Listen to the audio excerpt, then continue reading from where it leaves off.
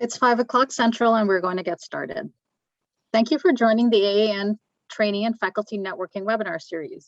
Today's topic is navigating the job market as an international medical graduate. All participants are muted. If you have any technical difficulties, we recommend disconnecting from the webinar and reconnecting. Connect using computer audio or by the dial-in option. You do not need to use both. If you continue to have technical difficulties, send a message through the chat feature and we will try to assist you. For questions, please use the Q&A feature and we will answer them throughout. I'm pleased to introduce our panel members for today.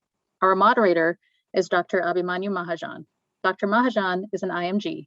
After graduating from TN Medical College in Mumbai, India, he completed his master's in epidemiology at Johns Hopkins Bloomberg School of Public Health, neurology residency at Henry Ford Hospital, and fellowship in movement disorders at the University of Cincinnati. Currently, he is an assistant professor of neurology in the section of movement disorders at Rush University Medical Center in Chicago. He serves on the AAN Graduate Education Subcommittee, the AAN Movement Disorders Quality Measures Work Group, and the MDS Dystonia Study Group. Our panelists are Dr. Erica Schuyler, Dr. Mary Willis, and Dr. Neha Dungayach. Dr. Schuyler is Associate Chief of Neurology at Hartford Hospital and an Associate Professor of Neurology at UConn School of Medicine. She has been the Adult Neurology Residency Program Director at UConn Hartford Healthcare since 2009.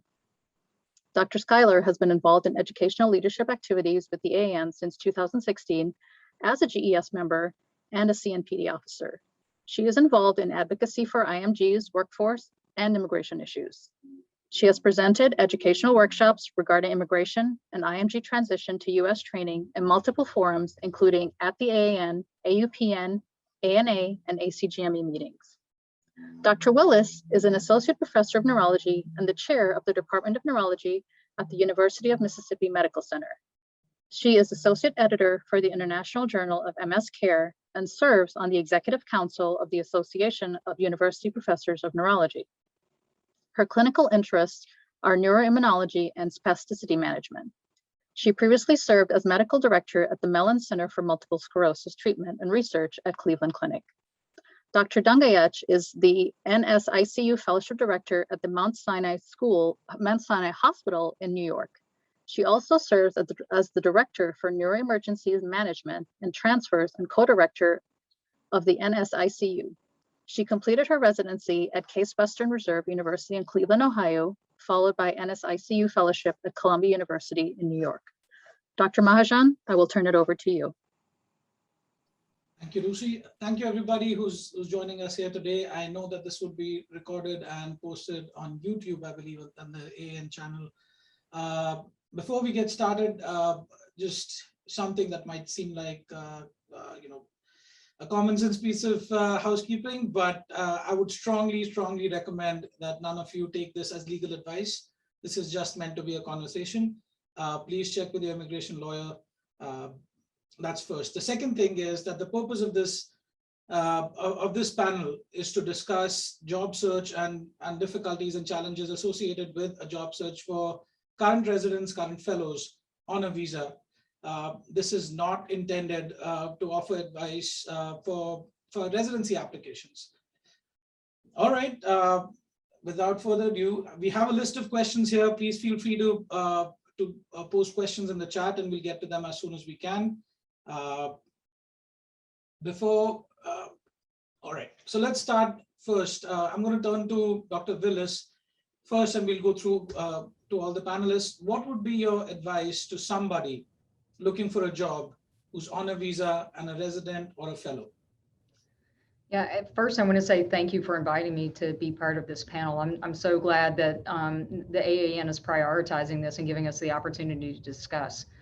As far as my advice on when to start the job search, it needs to be the summer before graduation or earlier than that. And the timing depends on which region of the country you're looking at, what type of position you're looking for, whether it's an academic or a private position, and the situation of the spouse or significant other who may be a dependent on your current visa that would be moving with you. So for example, for dual physician households, you may need to start looking for a job position much earlier than the summer before graduation. but at minimum, you need to begin a year before you graduate. Thank you, Dr. Schuyler. Great. I also wanted to thank you for inviting me to participate in this panel. This is it's really exciting that we're doing this, and we were just talking before the session started about how you wish that we had something like this earlier. And so I think it's great that we can get together and hopefully provide some reassurance and helpful information for the people attending or watching the recording afterwards. The job search is kind of scary no matter what your training background is. And for non-US IMGs who are training on a visa, it's even sort of an added layer of stress and anxiety in terms of planning how to search for a job if your plan is to remain in the US immediately following training. So hopefully we can, we're not going to make it a non-complicated process, because it is a complicated process. And there's, I think none of us created this system. The system is quite imperfect, and it's not designed. The J1 visa is not designed as a work visa. It's designed so that trainees are returning to their home country. So basically, by remaining in the US, the pathway to doing that is by sort of bypassing that system. And there are ways to do that. So that's, I think, what we're going to focus quite a bit in this session on. But the fact remains that it will be helpful to have an immigration attorney. It is helpful to start as early as possible. And it's really important to have mentorship both from other non-US IMGs who have recently gone through the process, as well as from mentorship or leadership within your training program. Dr. Devaraj. Thank you so much for to the AN to prioritizing these issues that IMGs are facing. And I really wish that as I was going through my training process, that I did have this kind of guidance to refer to from time to time. But I've also been very lucky to get some phenomenal mentorship and sponsorship throughout this process. So exactly as Erica was highlighting, reaching out to mentors who've been in similar situations, who are either IMGs who have transitioned from visa to other pathways, or who are who understand the complexities around immigration processes and are also part of recruitment panels and search committees, particularly at your own institutions, or seeking out mentorship and advice from them, and also seeking out mentorship and guidance across the country, particularly through forums that are organized by national organizations such as the AAN. Another key component would also be subspecialty specific. So depending upon what subspecialty you're in and how competitive the market is for that particular subspecialty, and then the type of job you're looking for, whether it's going to be if you don't have clarity around the kind of job you're looking for, then again, your mentors can certainly guide you in identifying what's going to be the right fit. So academic versus, a community hospital affiliated with an academic institution or private practice, what are some of those different kinds of options? And are those options available to you on a visa or not in the subspecialty that you're training in? So depending upon that, I mean, both Mary and Erica highlighted, the earlier you start this process, the better. But it also, in some ways, puts a little more pressure on a process that is already very anxiety provoking, that you should know exactly what you want. Well, that's not the message. The message is the ballpark. What is it that will make you happy, and then what is it that's going to be feasible within the constraints of some of the visa related issues that we'll talk more about. Thank you for bringing that up. I remember when I was looking for a job, I started very early for the reasons that you mentioned, and the advice everybody gave me was start early because you don't want to miss the deadline for a J1 waiver application, and we'll get to that in a second. But I had no idea what a good job is. Quite honestly, I didn't know what exactly I wanted, because it's so difficult to know exactly what you're looking for, whether it's academia. Private practice is even more complicated because there's pretty much everything. You can negotiate pretty much everything. So that makes it even more complicated. So how do you try and find that balance between applying, trying to look for a job early enough and trying to understand what a good job is? Do institutional mentors, etc. Dr. Dangayaj, can you start with that, please? Sure. So I'll share my story because it does highlight how seeking out advice can really change the trajectory of your career. So as I was graduating from my fellowship program, so neurocritical care is a 2-year fellowship program. And when I just become a senior fellow, so one of my faculty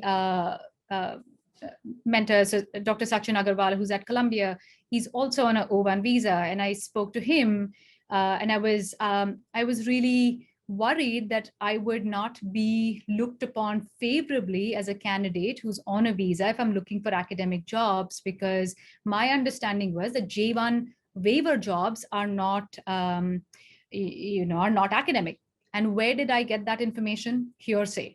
And looking up some, forums and chat portals and the like that, that's how I found that kind of information, just Googling information. I didn't really have any great source of information to guide me in the process. So when I spoke to him, he essentially said something which I thought was very sound advice.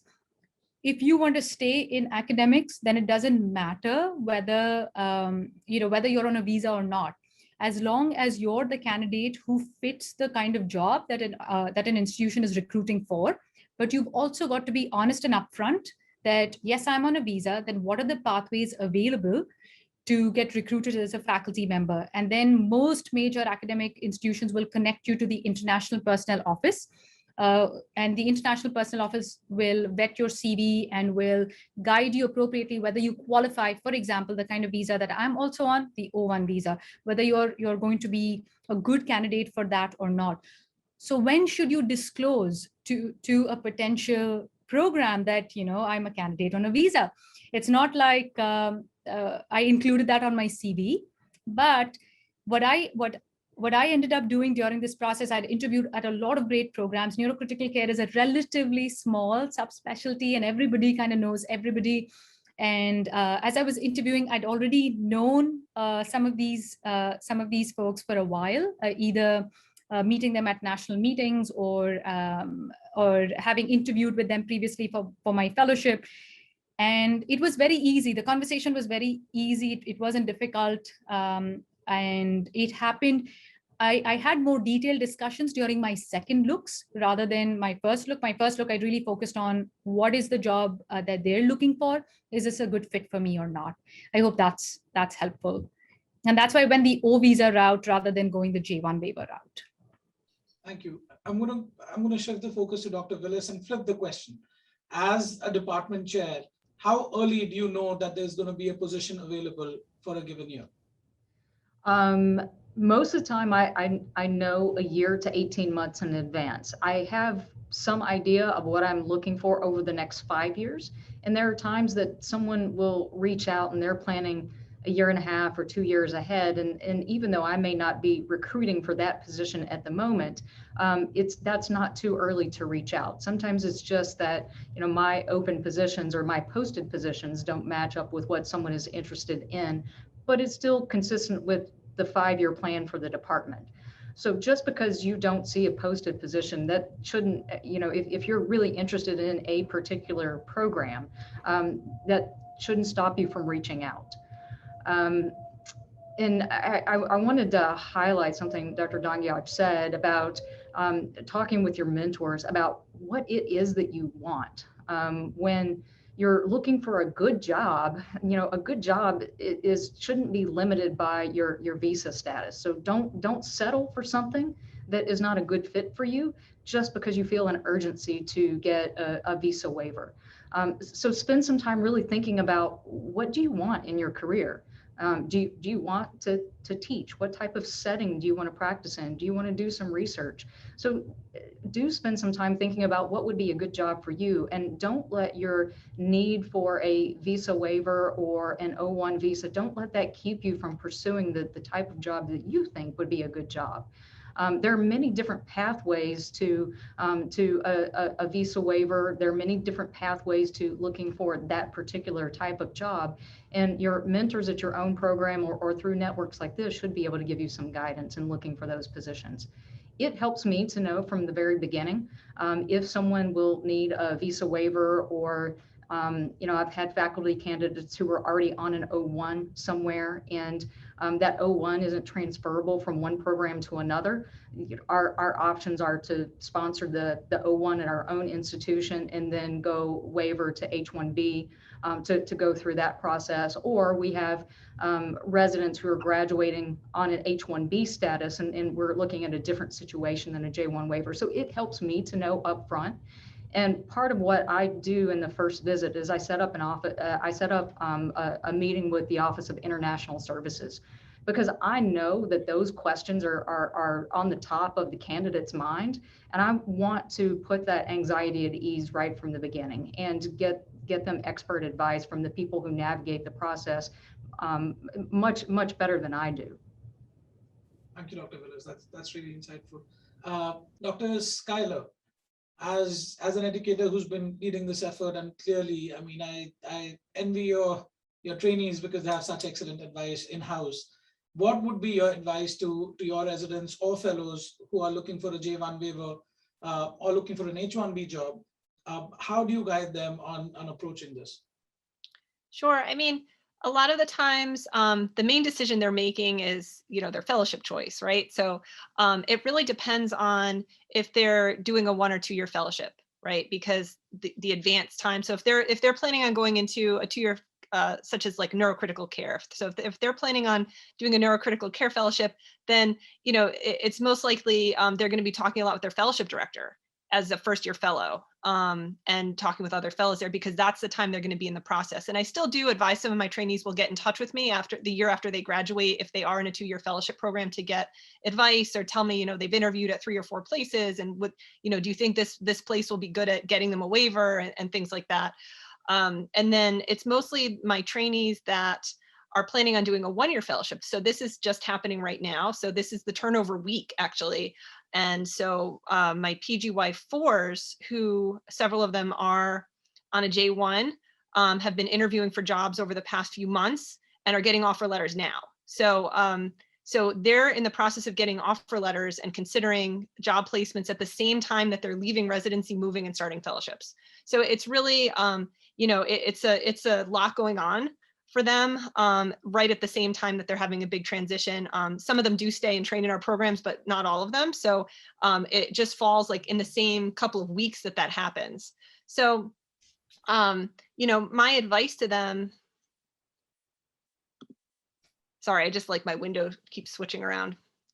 My advice to them is usually just to, it depends on sort of what their situation is, and it's kind of tailored to each person. And so a lot of the mentoring that I do is really in the course of like getting to know what their interests are, kind of hearing about their offers. Sometimes they'll share more or less details with me. It gets a little bit more awkward if one of the places they're considering is in one of our institutions, so either at UConn or Hartford Healthcare, because we do end up recruiting back quite a few. So I want to sort of remain sort of neutral when that situation comes up and trying to help advise them, and not be biased towards if one of the residents that I really want to come back, then I try not to try to convince them. But it really kind of depends, like what Dr. Willis said too, on each kind of resident's goals for their job, and also sort of like their training length. So if you do a 2-year fellowship, you do have a little bit more time sort of for planning and for figuring out what you want than if you're planning, for example, to do like a 1-year vascular neurology fellowship. Then it's like a ton of stuff out there. There's hospitalist positions, there's academic positions, there's community hospital positions. I think so for vascular neurology, there's really sort of just a ton of options, and they're all over the place.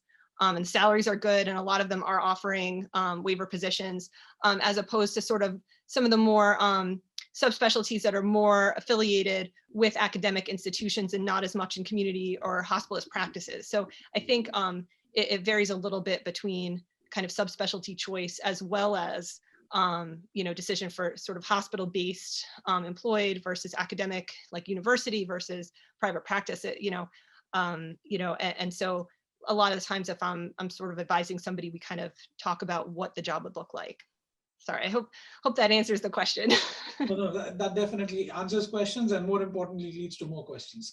So when this is a question I get asked often, and this is something I face as well. As I said, I tried to apply early for jobs, and initially when I went to different meetings, and I was talking to people and expressing my interest, and this was very early on in my fellowship, right? So I had no idea. I love movement disorders, but I was early on in my fellowship, and the question I would be asked is, so what are you really interested in? And this is coming from obviously academic places, and the answer you're expected to give is that I'm interested in dystonia in a 35-year-old when there's a full moon outside and they're standing on one leg, so you can write an NIH grant. But when they would ask me this, my answer would be, I'm interested in everything.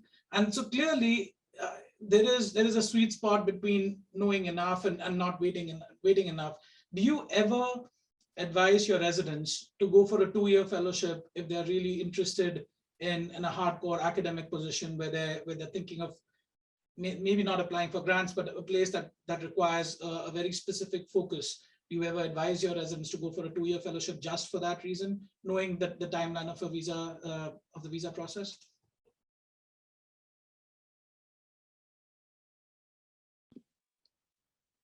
I can tell you I had I did advise one of my residents today, but it was more based on her career goals for fellowship choice. So I'm doing all my end of the year meetings and all of the now PGY3s, especially the ones that want to apply to epilepsy because they're still having to apply really early. I had conversations with both of them the last couple of days about 1 versus 2-year fellowships. And so my advice to them was very different from one to the other because their sort of goals in terms of their like career afterwards, at least their perspective on it now, it being 1 year into neurology training, it's hard to imagine being able to decide if you want to be an epilepsy surgery person or just a community epilepsy specialist. But so that's unreasonable in itself to ask. But, we did talk a lot about the types of jobs that you're considered for with 1 year of epilepsy training versus 2. And kind of what you would be limited by if you did a 1-year fellowship versus 2, and being realistic about that. But I believe, both of them would need a waiver, and that wasn't really a major factor in terms of my advice to them. It was really more about what their plans were afterwards. But it's hard to know. Some of the programs, at least for fellowship, that offer a second year that you don't have to commit immediately, it's kind of hard to do that if you're needing to consider a waiver, because you would need to sign, if it's going to be a 1-year fellowship, you need to be like getting offer letters and starting to work on the paperwork. So I guess my main advice for 1 versus 2 years is that if you're going to do 2 years, you kind of have to commit to it. You need to commit to it early, as opposed to kind of leaving it open-ended and then adding it, because you can't really be applying for a waiver at the same time that you're thinking about extending a J1. Like you can't do them at the same time. So I think that's the main thing to know, is that you can't do both. Yeah, I remember when I was looking up fellowship programs, I got the same advice, because there were 1-year fellowship programs where you could apply for a foundation grant that funded your 2nd year of fellowship, which with a visa, of course, becomes very complicated. Now, going back to Dr. Willis, you mentioned something about wanting to know early whether or not, as early as possible, whether or not an applicant needs a visa or not. Dr. Dangayat, you mentioned not mentioning the requirement for a visa on your initial application. I've obviously been there on my CV. I do not mention that I require a visa. And I'll be honest about it. It's because I don't want that to be a factor by which my application is screened out.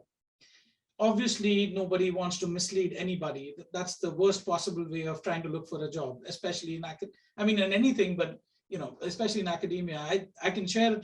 So I interviewed at a few places, and it wasn't at Rush, but one place I did not mention my visa requirement, and I did not hear from the place for many weeks.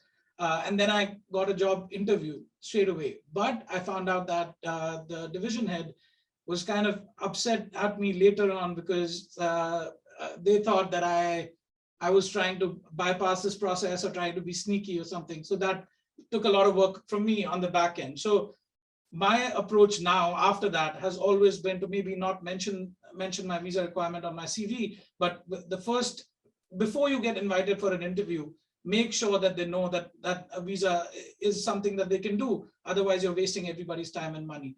Dr. Dangaj, any comments on that? I can see how this could play out both ways. Most programs will have some, particularly when there are search committees, like Dr. Willis was mentioning, they'll know beforehand what are they looking for strategically. Does it make sense to recruit a particular type of candidate or not?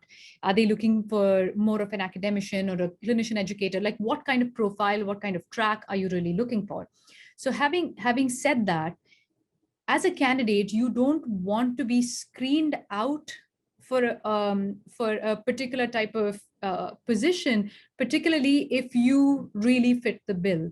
Now, how do we ensure that by disclosing this information up front, people are actually going to be able to understand and comprehend what it takes?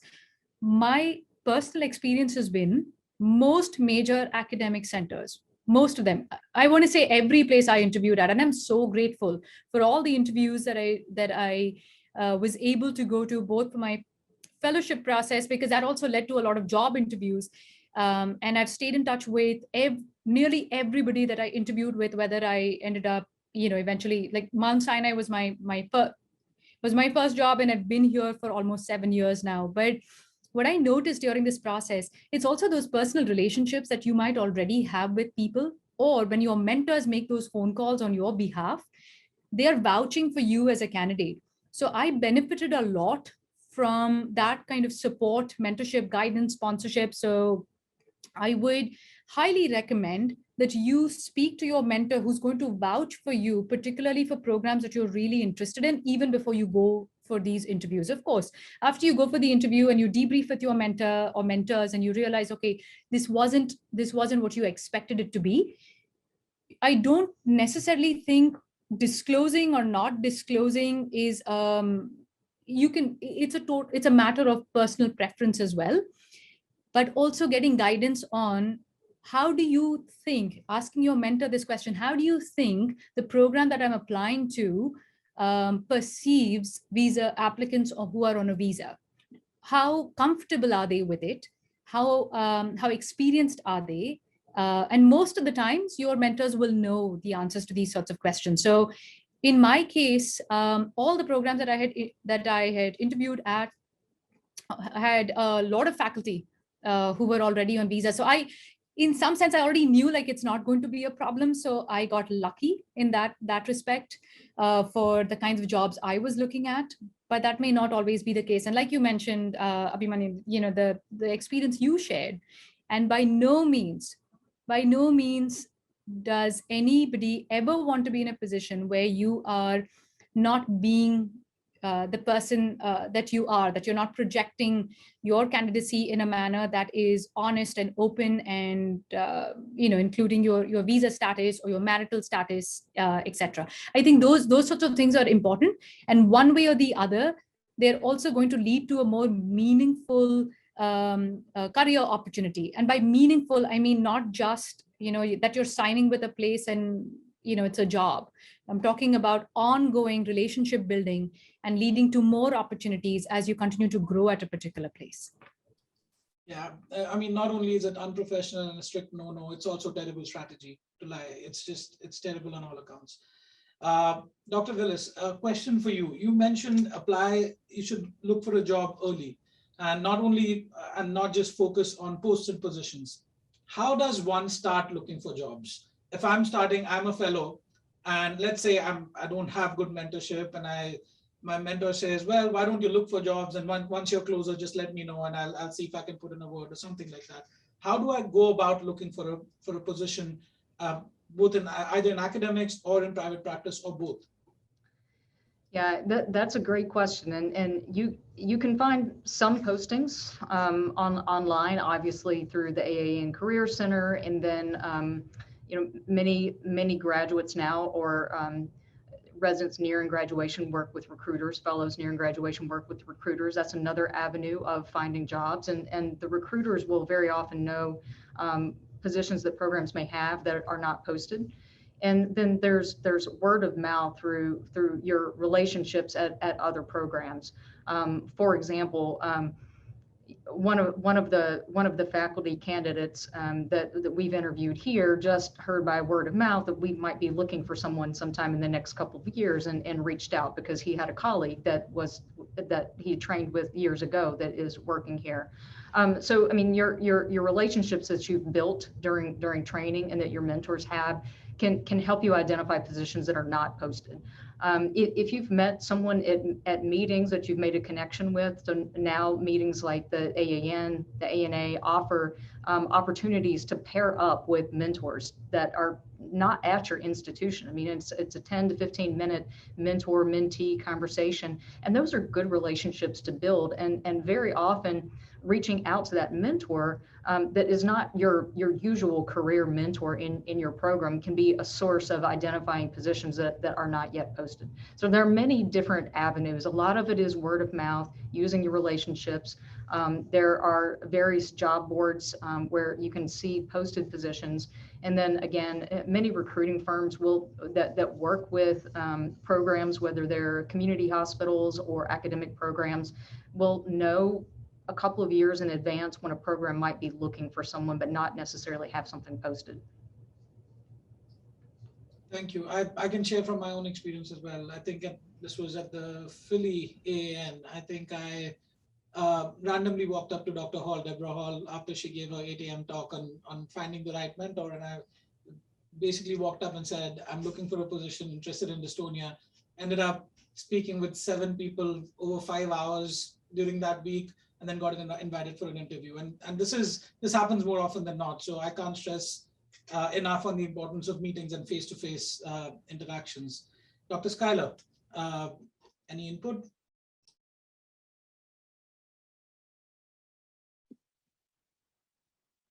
I'm trying to think what else. I mean, I think that's all great advice. I think there's a lot of networking that goes on between different departments, especially between and within subspecialties. So a lot of the subspecialties are really pretty close-knit communities. I'm more familiar, I guess, with the epilepsy community, but I have been to several of the section meetings for Neurocritical Care Society, and there's a lot of camaraderie. So I think networking is probably one of the most important things to do. So if you are going to go to a subspecialty meeting, like, the AES meeting or the Neurocritical Care Society, like it's an assumption that people looking for fellowships and looking for jobs are going to be at the meeting, and that networking is an important component of sort of, at least for in-person meetings. I think there's definitely been an effort with virtual meetings to have these kinds of sessions on Zoom, but that's definitely something that I think is important. And I would, I think the AAN is great because there's so many people from all the subspecialties are there. But if you're applying for a job within a certain subspecialty, I'd recommend attending their meetings at least for the year or two before you're applying for a job, and really kind of getting to know as many people as you can. And if there are departments that you're potentially interested in, there are going to be multiple people from the department probably at the meeting. And so you can sort of get to know, you can actually get a feel for what a division at a department is like if most of them are at that meeting. So I think, just the more networking you can do within national meetings, the better. Also, if you're able as a resident or as a fellow to present at these meetings. So if you're able to submit a poster and, that's also an opportunity for networking, where you can kind of, if somebody comes to look at your poster, you can kind of get to know them that way. So that makes it a little easier in some cases if it's harder for you to go up to people and just introduce yourself. If you're sort of standing at your poster, that might make some of those interactions a little bit more comfortable, at least if it's the first time you're at a meeting like that. Maybe that can help too. So I'm going to ask you a question. Sorry, Dr. Ganga, did you have a comment? Or, yeah. I think just to extend the point about meetings and networking, I think one of the biggest fallouts of COVID-19 and the lack of these avenues for organic networking and these relationships that you can build, whether it converts to a job opportunity or a research opportunity or a speaking opportunity. I mean, there are so many things that are just born out of those organic interactions. So I can't wait for hybrid meetings to really ramp up from here on.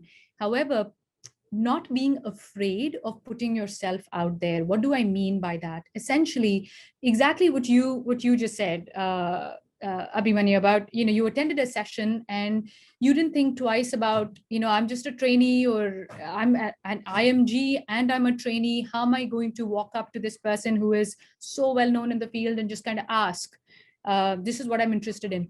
So not being afraid to reach out to people. For the most part, either people are going to say, no, we don't have an opportunity, or, I don't have the bandwidth to take you on as a mentee. Most people who are at academic institutions are, this is in some sense the lifeblood, I feel, of academic institutions, the mentor-mentee relationships. And some of this micro-mentoring that happens at meetings can now translate into, you reach out to somebody because you are interested in their research, or you heard one of their webinars and you reached out to them. If somebody doesn't respond to your email, don't take that personally. It's because people are getting inundated with emails. It's okay to be persistent. And if you don't get a response, keep reaching out to other people. Nobody is going to hold that against you. So that's what I mean by, don't be afraid to share your story or to share your interest, to make these connections, whether it's virtually or whether it's in person, and pay it forward. When you're in that position, make sure you pay it forward every single time. So I think you just walked into one of our questions. This question is by anonymous attendee, and they would like to know, how should we network in the virtual era? This is with regards to meetings. I think some of the positives that have come out of COVID. So while we don't have in-person meetings, our ability to network with colleagues all over the country and all over the world has increased manyfold. And I think this sort of knowledge exchange and avenues for meeting people and hearing about their work have only multiplied. Plus, there's also, just like our panel discussion today, I don't know if we would have pre-COVID, whether this would have actually happened or not.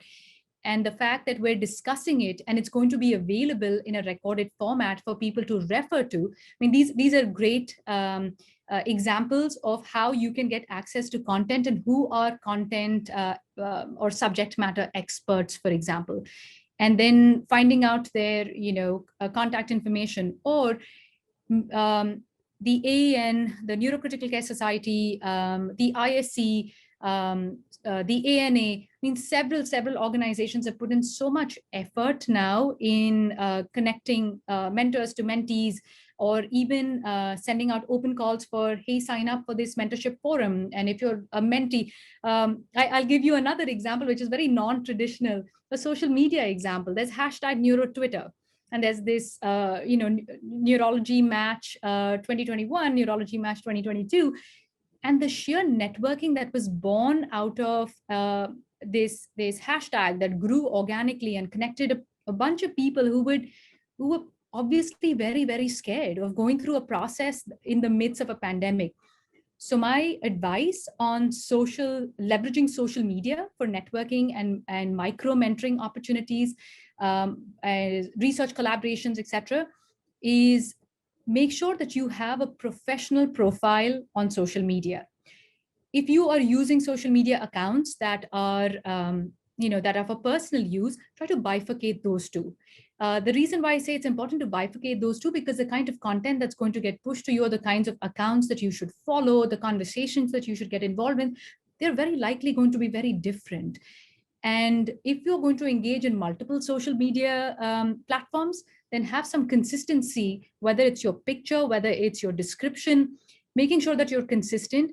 Always be very kind and not and nice. I think it's important to do that, and not say things that are going to be hurtful or mean, because what you put out there, whether you intended for it to be negative or not, once it's out there, even after you delete some of this information, it's going to be there, and potential recruiters and faculty are going to look at it. So my recommendation would be to leverage the power of social media.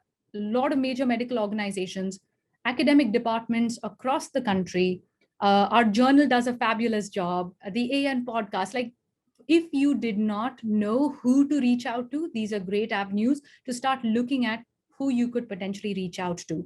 And then making sure you follow through. It's one thing to reach out, and if somebody says yes, sure, let's arrange for a meeting. Make sure you follow through on the guidance that you're getting, and that you're also grateful. And if you can't, if something is not a good fit for you, then also acknowledge it so that you're not wasting your time as well as the other person's time. Thank you, Dr. Nangayach. That was extremely comprehensive, true of an emerging leader of the AAN. My other panelists, would anything else to add to that? I think that was all outstanding advice for any point in your career. So, many of us could take that advice, whether you're early career, a trainee, or not. That's excellent advice. And one of the things that I've learned is to hesitate less in reaching out to people. If people don't have the bandwidth, they don't respond to your email or your Twitter message or your LinkedIn message, and it's okay. I mean, you haven't lost anything in the process. No one's keeping a log of, hey, do you know how many times Dr. Willis messaged me? Do you know she's asking to connect? No one's keeping a log of those things. And the advice to follow through is and be grateful is excellent. So if you do reach out and someone takes this time to reply to you, do follow through and set up that appointment to have a Zoom, to have a phone conversation, to share ideas. Do follow through on that. That's very important. I'm going to switch gears and ask you a question that comes up very often. And this is a question I ask myself many times. Often there's a concern that if you're on a visa and you're talking to a recruiter or somebody from HR in a department, chances are that with the initial questionnaire that they have, chances are that your application is going to be put on the back burner, or just, that application would never make it through to a neurologist, to a department chair, division head of the faculty search committee.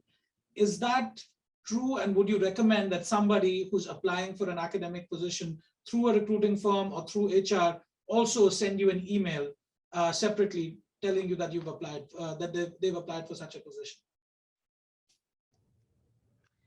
I don't know that I don't know the requirements from some of the recruiting firms on disclosing visa status. So to be fully transparent, I don't know what the requirements are for each of the recruiting firms. I don't require someone to disclose their visa status. When I made the comment earlier, the sooner I know, the better, is because what I want in the interview process is for the candidate to feel welcomed. It's about a good fit. It's about a relationship, right? When you're actually looking for the good job, it's about a relationship. And part of that relationship building for me means finding out what's important to someone. And important things to a candidate could be the school system in an area. It could be jobs for a spouse. It could be a certain salary. It could be a visa waiver. It could be all of the above. So as I'm making that first phone call with the candidate, it could be the department chair, it could be the division head, making that first phone call, which is just a discussion about you, your career goals, what the position in the department is. And if that conversation is going well, there's usually a question at some point about, well, tell me about the other things that are important to you in the job search. And that's not a loaded question. I mean, that's a question that's coming from a place of wanting to make you feel welcomed and make sure that you get the information that you need about the program. So that's usually where the discussion about visa status and comes up, at least in my experience. We for our faculty searches, there's not a box that we check to say whether someone has a certain visa status or not. So that's not something that, unless it's disclosed, I know about in advance. Thank you. That's extremely helpful. On the basis of that, would you recommend to your mentees, residents, fellows, to apply for a job that when you see a job posting, if it says visa is not welcome or J1 waiver is not welcome, should anybody even bother? This is a question that came in through Twitter. Should anybody even bother applying to such a position, or it doesn't hurt to reach out to the department chair and ask? And I would like to ask Dr. Skylar if that's something that you advise your residents on. I think that at least from my conversations with my chair, well, both of them, that they definitely get correspondence directly to them, and I would encourage to do that. Obviously, you don't always know, like if you're sending your CV cold to a or like to a hospital or an HR. I don't know what the pathway is like to get in to submitting job applications. It probably varies from place to place. So I think that if you are really interested in a job, it does make sense to reach out, just, send an email or like, to make them aware. And especially if that's a, if you're applying to a position that, is one that department is really in need of, like my guess is that the chair is going to see that email and just give you a call, because that's, they want to get good people. That's really the goal, is to build a strong department and to like grow a department, and incorporate junior faculty over the years to, help, grow in different areas. And they have a vision of how they want to do that. And so, I guess the short answer is yes, like you should reach out directly, especially if it's someplace you're really interested in, not just trust that the multiple steps of, it's the same thing when something's important with a patient. You don't want to rely that like that fax machine is going to work and that the person is going to pick up the paper off the fax machine and then give it to the right person. If it's something that's important, you need to make sure from start to finish that the information you need to be communicated is communicated, and then confirm it yourself. So I think that's sort of the same thing. Like it's, it's your career. So it's kind of, I would look at it the same way, as it being important as sort of a critical piece of data that you need for patient care. I notice everybody nodding their heads, so I'm going to assume that this is a unanimous answer. Another question that's being asked that's often an issue, because there's really no answer to it, honestly. And I'm curious to see what everybody thinks here. What about a two-body hire? Partners, husband, wife, spouses looking for a job, both of them on visas in the same year. What advice would you have for them? Dr. Dhangayash, do you want to start with this? Sure, I can't say that I can speak about this from personal experience, but I can certainly share. So my husband's a citizen and he's a lung transplant pulmonologist. So if neurocritical care is a small field, lung transplant pulmonology is even smaller. And then for both of us to be able to find academic jobs in the same city, we were very, very worried. And what helped, in one sense, what helped us was the fact that our career pathways are a little bit staggered by way of training and at what points in time we had to start looking for jobs. So that helped us decompress some of that anxiety a little bit. And then also, while one of us is looking for a job, making sure that we let our department chairs, vice chairs know that my significant other is also going to be, or my husband or wife, they're also going to be looking for a job. So what opportunities are available? And I'm really happy to share that some of the places I interviewed at, right away, like my husband was looking for a fellowship at that time, and some of the chairs immediately they said, absolutely, I'll connect your husband to the fellowship program director, so they can at least know that we're interested in you as a candidate. It may or may not influence their decision. Of course, there are no promises here, but even the fact that they were willing to make that effort I was very grateful for that, because irrespective of the result, it just tells me that, one, I am valuable as a candidate. So it reaffirmed some of my confidence in my application as a candidate. And two, that the two of us, because keeping families together, all programs, I can't think of a single program that's going to say, no, let's keep families apart, all programs, all chairs, all departments are going to make every effort possible. And if it doesn't pan out, it's not because of a lack of effort. Often it's circumstances, often it's, things beyond people's controls, because yes, they can make the introduction, but maybe that's not what the other department is looking for. So I think it is a difficult situation, acknowledging that yes, it's going to be difficult. Yes, it's going to have its ups and downs. Debriefing with your significant other, partner, husband, wife. I think that's really important. Debriefing, like, how are we going to go through this journey together? Because there will be times where things are working out better for one of you, where you find the right kind of job, but either there is no other opportunity available in the department or division that your significant other is interested in, or the timing is not right, or the fit is not right, or the job is not right. Then how are you going to handle that situation? Of course, you cannot go through every possible scenario, but at least having that conversation, because these are not easy things. If one person really, really likes a job, but there is nothing available for the other person. So just knowing how to handle some of those situations as you're going through the process, and then doing that check-in, after you've gone through some of the interviews. How is this process coming along? Sometimes you may go into the process with a certain set of ideas, but as you go through the process, you may need to recalibrate. And the recalibration could mean that one of you may choose a slightly different career pathway. Hey, maybe I want to do a little more training, or I might want to take up a research opportunity before I, jump onto a full-fledged faculty appointment. So just keeping an open mind through the process. So in summary, I know I said quite a few things. In summary, I would say, have a conversation about some of these difficult things. How are you going to handle it when they arise?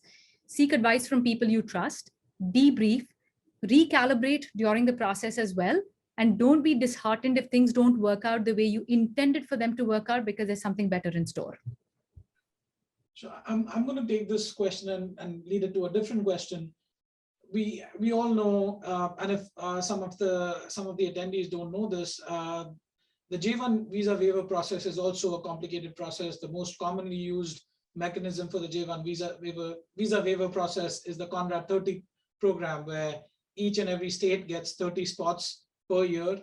The way in which states fill up these 30 spots may also vary. Some have a lottery system. Others, it's a first come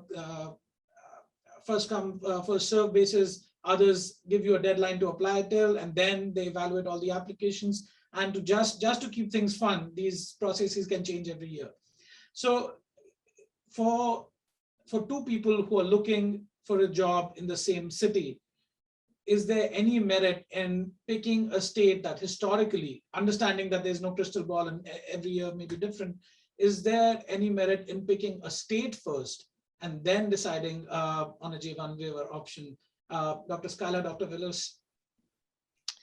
I'm not sure. It really does vary from state to state.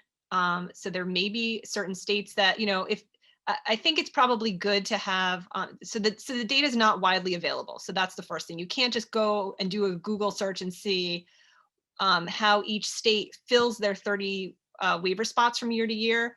Some states historically just use those spots for primary care. So you don't even have an option as a neurologist of even getting a job in that state. So I think part of this is kind of, and I think some people work with an immigration attorney on this part of it. Some of them also are talking to colleagues. So we've started having some pipelines, at least from our grads, to certain states or certain universities. And because a couple of our previous residents have gotten waivers there that, and are happy at certain institutions, we've had more people apply there. But in terms of, if you have two people applying, I think, it probably makes sense to have an immigration attorney kind of helping guide even which places might be a good place to apply to.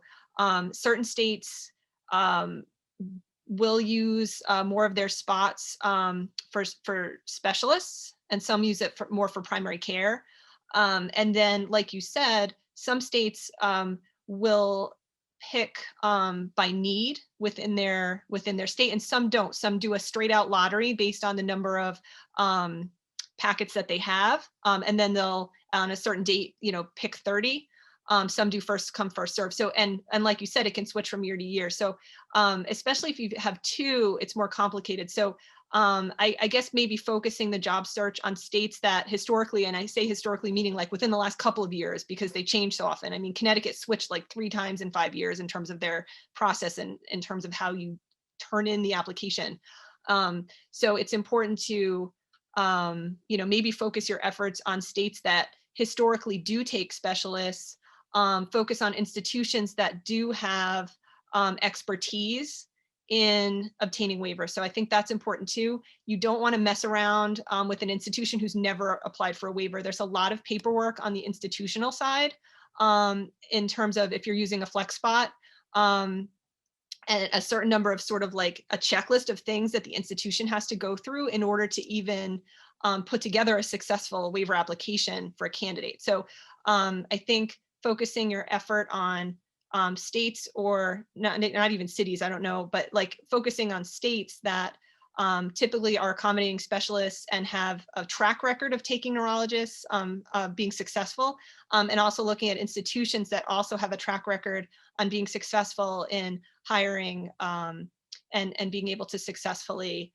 obtain the waivers. So I think it does get more complicated when there's two, especially if they're applying at the same time. We have been successful in doing that, but it's sort of like, you're not sure if it's going to go through until it goes through. So, I guess that's my advice. It's a little, is that there's not a straightforward answer. That response really exemplifies how complicated the process is. The two main things that I'm hearing here are, one, talk to people, as many people as you can who know about this process and who've either been through it themselves recently or have helped others go through it recently. The second thing is, it's a good idea to go with states, institutions that have a good track record of doing it earlier. You don't want to start and be the guinea pig for a brand new institution, even though the intentions might be 100% pure. The process is so complicated that one misstep can really, lose you the year in terms of a J1 waiver application. Dr. Willis, anything else to add to this? So that's all great advice. There are areas of the country where there are multiple pathways to a J1 waiver. So in Mississippi, a substantial part of the state falls under the Delta Regional Authority. Another part of the state falls under the ARC. So in some states, you have multiple different pathways to a J1 waiver, and so your immigration attorney should be able to give you some guidance on that, and certainly colleagues can point you in that direction. When it is a 2-physician match where both people do need a J1 waiver, looking early is important. So waiting until the summer before you graduate is not going to be early enough. For a Conrad 30 state, some of the states open in September. So before you can even apply for your J1 waiver, you have to have a contract in place. There are a number of steps that have to happen before you can even apply. And the sooner that the process opens and you get your application in, the better. So, if you are in one of those Conrad 30 states and the process opens in September, you don't want to be trying to get your application in December. It may not even be accepted. There are websites that you can go to that give you a state-by-state breakdown on when each state is accepting applications. Some states do a rolling basis, some do it quarterly, some do just a one-time lottery, like Dr. Schuyler said. So you can find some of that information online through immigration law websites. Specifically, that's a resource that I've used when talking with residents and fellows about looking for these positions. The stakes are really high, so you don't want to cut it too close. Taking a gamble for 2 people and the possibility that at 90 days after you finish training you don't have a waiver secured, that's too big of a gamble to take, in my opinion. So you have to keep that in mind. I think the topic of Delta Regional Authority and different types of methods through which you can get a J1 waiver is really important.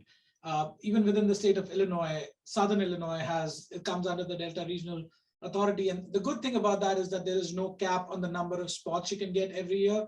And that means that you're not really hurrying to get your application in, and you have the luxury of time that you don't have with Conrad 30 often. I'm going to let me see. So we have a couple of questions, and this question comes really often, and I'm going to turn to Dr. Dangaraj for this. What about O1 visa? Why should you pick an O1 visa over a J1 waiver? And what advantages do you get with an O1 visa? And disadvantages for that matter. So I think when we look at the two, sort of head to head for different subspecialties, there isn't, at least I'm not aware of, a comprehensive resource that does this head to head for different subspecialties with all the complexities that we've already discussed right up till this point. Plus the rules keep changing. So I think that just makes it harder to compare them head to head. However, I'll speak to what were some of the things I took into consideration when I had to make the choice. So one of my career goals was to become an academic neurointensivist, and I wanted my career pathway to reflect clinician, researcher, educator, and I wanted this, sort of programmatic development opportunity as well. I thought, somewhere mid-career, I'd be a, program director, and I'd be doing certain things. So having discussed this with my mentors, one of the pieces of advice that I got from several of my mentors, and here I'm using the word mentors because I do want to also share as a side note that it doesn't just have to be one person. You have to have a whole team of mentors who are going to guide you through different processes of your life, and you can have a different research mentor, different career mentor, so on and so forth. So when I'd asked for advice from my mentors, and I explained to them that, look, some of them were very well aware of what the visa process was, what it looks like, but most of them, didn't know this as much, but all of them gave me the same advice, said, do not compromise on what you're looking for just because you're on a visa. So the first thing that you should know is, what do you want? What are you going to do to look like an attractive candidate for the kind of job that you want? So how do we make your CV strong enough so that you have the opportunities, that you train the way you need to train for the kind of job that you want? So that was, I thought, very good advice, and that probably holds true for the rest of our lives. And the second piece was, as we're going through the job hunting process, taking into account the program's experience with, have they been successful in getting faculty members recruited on an O visa or not? I'll share a little anecdote here. So Mount Sinai, as an organization, I didn't realize how diverse and inclusive and how many opportunities they had till I actually started looking very seriously at this job. When I met with their international personnel office, they shared with me various departments have candidates on O visas, and we're going to vet your CV. So in my mind, I thought it's a given. Like, if I sign for a job, it should be a given. But they said, we want to make sure that you're successful through this process. So let's work through this process. And that process, going through the CV and building the letters and who are the letter writers, like that whole process took 6 to 7 months just to get through all of that. So we were simultaneously doing my credentialing and we're working on my O visa application. The international personnel office was extremely helpful. So when I was choosing whether I wanted to do J1 waiver versus wanting to stay at a major academic medical institution was one of those guiding factors. Not to say that major academic medical institutions don't sponsor J1 waivers. So you just have to be aware of whether the kinds of programs you're looking at, the kinds of jobs you're looking for, are they compatible with the J1 waiver or not? One of the advantages of being on an O visa is essentially, some of those timelines that you have to meet for J1 waivers, and whether there are caps on the number of positions available and whether it'll come through or not. The O1 visa doesn't really have that. However, it's becoming more and more competitive getting an O1 visa. So when you look at the checklist of what needs to be on your application, I almost feel like if I had applied with my CV for my first O1 now, I don't know if I would really get it. I think we would probably get an RFE. So it's becoming more competitive. But your lawyers, so whether it's going to be an outside counsel or the institutional lawyers, they really know. So listen to them. And it's also how you message. So whether you think your application is good enough or not, I don't think in some sense that matters. The fact that your program is considering you, and that you're going to be a good fit for that program, let the experts do their job. Let them take a look at your CV and tell you, okay, these things are missing. This is how I need you to communicate. And when they ask you for information, and this, now I'm giving advice that I didn't follow. When they ask you for information, please be responsive. Like, they'll ask you to print out and send PDFs of all your papers and, invitations to speak. So there's a lot of paperwork, but follow all their advice, so that you don't have to go through a request for more information process. So the first time your program applies for your O1, it comes through. The second thing is a renewal. So your first O1, you'll usually get that for 3 years.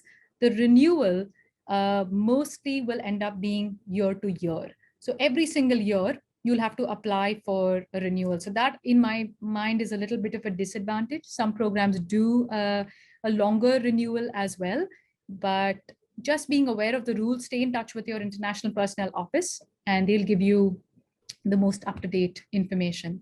Doing a J1 waiver, well, after you've been on an O1 and you would like to stay on in the United States as somebody who's going to be a green card holder, or who's going to look to specific types of, for example, NIH grants. So the K pathway for me, I could not necessarily apply for the K23 pathway because of my visa status. And there was a K99, which seemed very competitive, at least to me. So I did not apply for that particular pathway. But just sharing how it made you, with a J1 waiver, you do your waiver for 3 years and then you can jump right back into academics. Yes, it's going to be a little bit of an uphill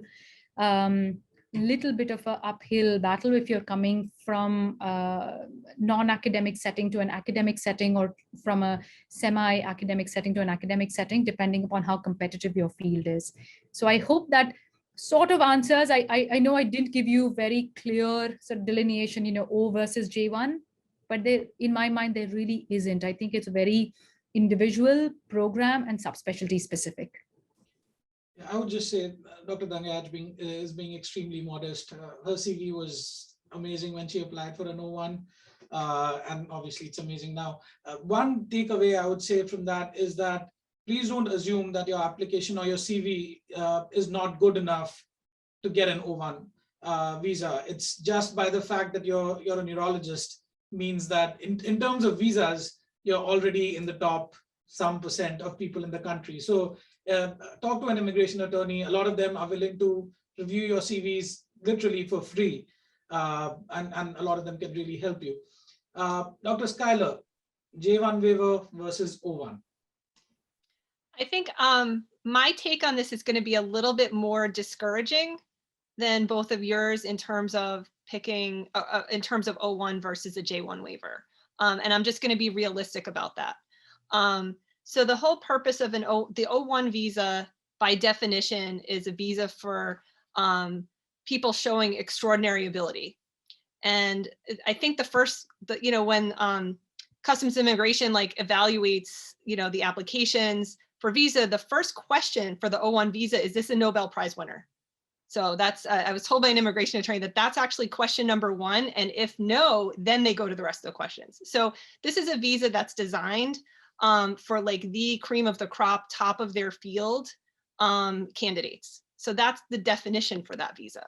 So yes, as physicians, especially as many of our IMGs who have progressed through residency and fellowship and are in academic programs, have a lot of publications, have great CVs, it's definitely not a guarantee that your CV will qualify. It's really, it's meant to be for somebody that's at the top 5% of their field, are really the only ones that they're trying to even consider for that type of visa.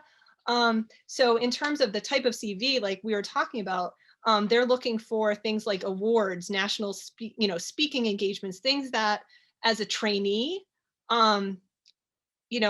just to put it in perspective, chances are you're probably not at the top of your field at that point. You may be at some time in the future, but not not everybody is going to have sort of that extraordinary, outstanding, super long CV with everything that they want. So I'm not saying that it's something that nobody should consider, but I just want you to be realistic about kind of the criteria for that.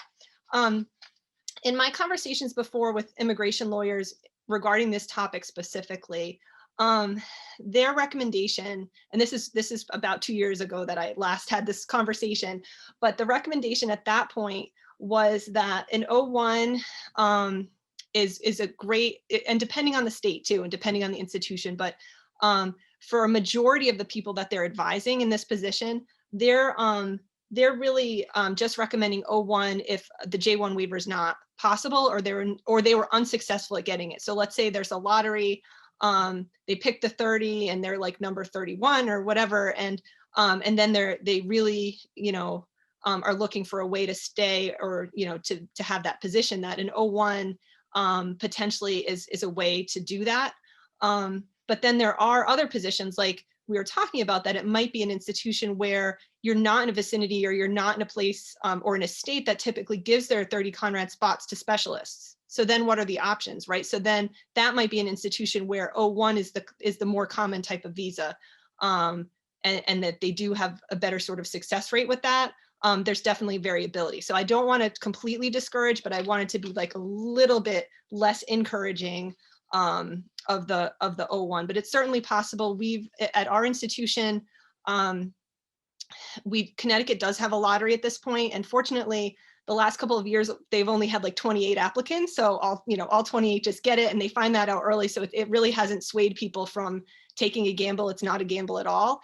But a few years ago, there were, I think, 32 applications, and one of the 2 people who didn't get it was a neurologist in an academic position, and they were able to get that neurologist in O1 successfully.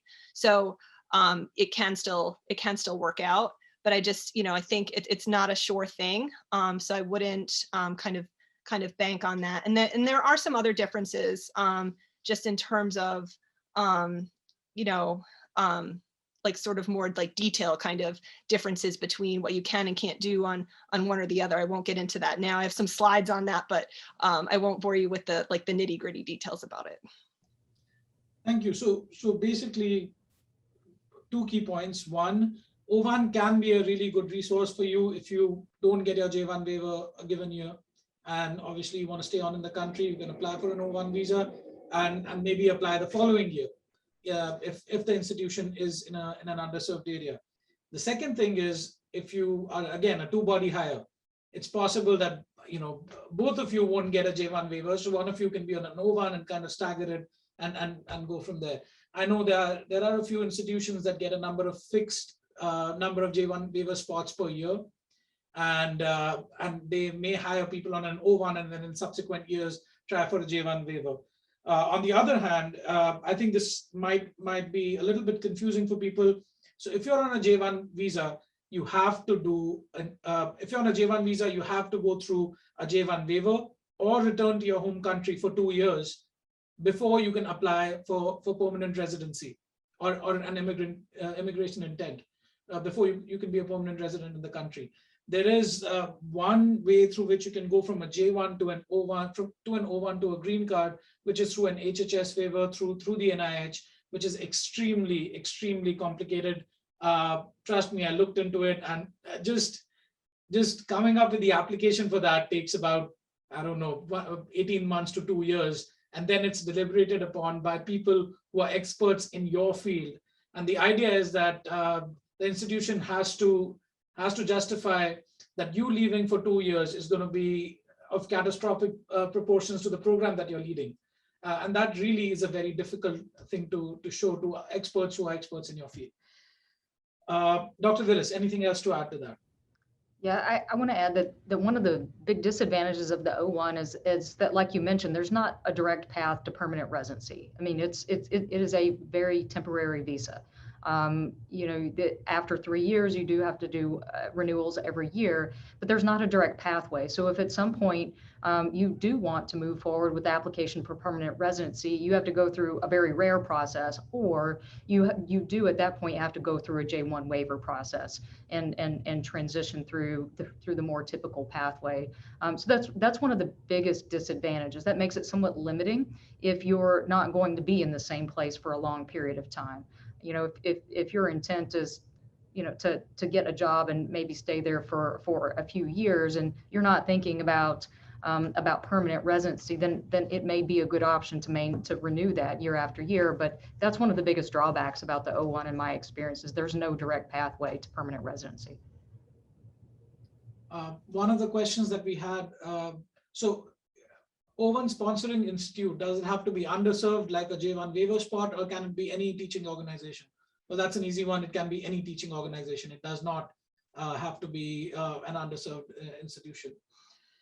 Another question that I got, funnily enough, through Twitter instead of here, is what is the entire process of getting a job if you're on a visa? Which I guess we should have started with that. I think we assumed that this was common knowledge, but basically this is what I have written down. I think I wrote it down. So you apply for a job, you interview, maybe a second or a third interview, depending on the institution, you negotiate, you sign your contract, and do all the visa paperwork.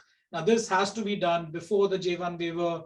If you're going through Conrad 30, this has to be done by a certain deadline. For most states, the applications open on October 1st, but like Dr. Willis said, there are certain states that open on September 1st.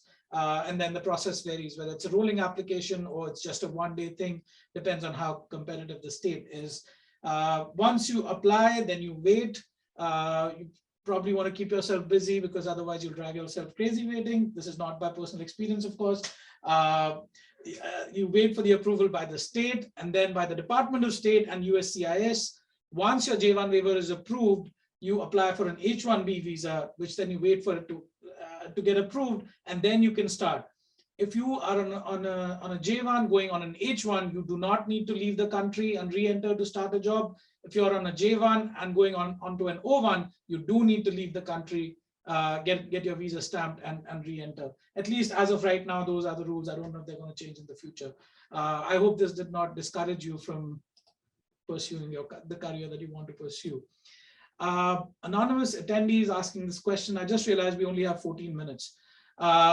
If a trainee is interested in doing 2 fellowships, 1 year each, is it still possible to apply for a J1 waiver? I wanted to clarify, since one technically would have to apply for a J1 waiver and J1 extension at the same time. And I think I'm gonna have Dr. Schuyler answer this, because she brought this up earlier. It sounds like it might be hard to do that. You might be able to. I don't want to give any formal immigration advice, but it might be tricky to have both of those simultaneously coming up at the same time. And the last thing you want to do is kind of jeopardize your waiver application by simultaneously, especially if you're switching institutions and you need to switch your J1 from one institution to another institution at the same time you're trying to get a contract for a waiver job. It might not work out. So I'd be a little bit concerned about that. One thing you could do is potentially, if you're signing on for 2 fellowships, if they're at the same institution, that might be able to work out, because that might be similar in terms of, you wouldn't have to have your J1, you wouldn't have to have the institution that you're at transferred. If you're just at the same place, and let's say you do like clinical neurophys and then epilepsy in a row, and you're in the same department in the same place, it can probably sort of be done together with an assumption when you're switching institutions that will be a 2-year position. But I would worry about a little bit about taking a second fellowship at another institution, especially if you haven't done it yet, if that makes sense. Fair enough. Anonymous attendee has another question. I want to go to this. So we only have 2 minutes to answer this question. I'm going to give this to Dr. Willis. The question is, if I'm going to do general neurology and not going to do a fellowship, does the job application process start in PGY3? My concern is my CV might not be the best as a 3rd year. What can we do to prepare early to boost our CV? So you don't have to start looking early PGY3 year if you're thinking about going straight into practice after your training. There are a few considerations. If you are looking for a position that's not in one of the Conrad 30 states or a state that accepts on a rolling basis, the absolute deadline for having your J1 waiver application in is going to be around April. So you would need to have a decision in that process. It really needs to be leaving the state to go to the State Department around April or May for a July or August start.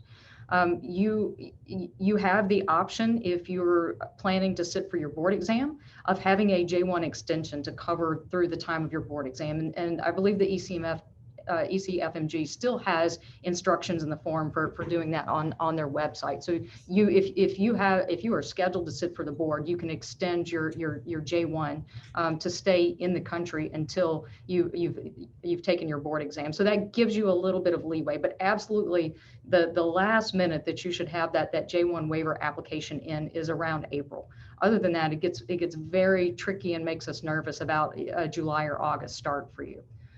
So it's not mandatory that you start looking early or middle of PGY3 year. If you make the decision late PGY3, early PGY4 year that you're going to go straight into practice, there are still options for you. You do still have time, but that's a realistic timeline or a clock for you, is that you do need to have your contract signed and that waiver process well initiated by April. For the next 10 minutes, I wanted to discuss this question, and I'd like for all of the panelists to answer this. This comes up often. This is by Dr. Puri, who says, for those who are trying to go through the K pathway for research, how do you do that if you're a resident or a fellow on a visa, especially on a J1 visa? How do you do that? I think I'm going to start with Dr. Dangayat, since she already brought this up earlier. So I think it's in some ways, it is hard, and I agree with all the follow-up comments that both Dr. Willis and Dr. Shula had about the O1. I don't want to make it sound easy. By no means is it easy. Similarly, for the K pathway, because there are visa restrictions, it does restrict you to the kind of K that you will be eligible for. So this K99, from what I had, when I was looking into this specifically, this K99 expects you to become an independent researcher after 3 years of mentored research. So that's a very high bar. So and a lot of IMGs have this kind of experience, and I've met several of them who've done a master's course or a PhD, and who were scientists in their own, or researchers in their own home country. So they have this rich body of research and this background that they're coming in with. So for them, it is definitely a viable option.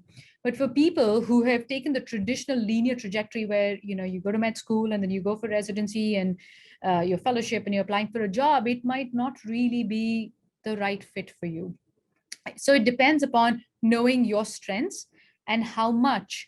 So because there's that, again, mentored component, I know I've emphasized mentorship, and seeking out mentorship is extremely important, because your area of interest and your area of research, is it really going to get funded for you to be able to embark on that K99 journey or not? So that's one thing to keep in mind.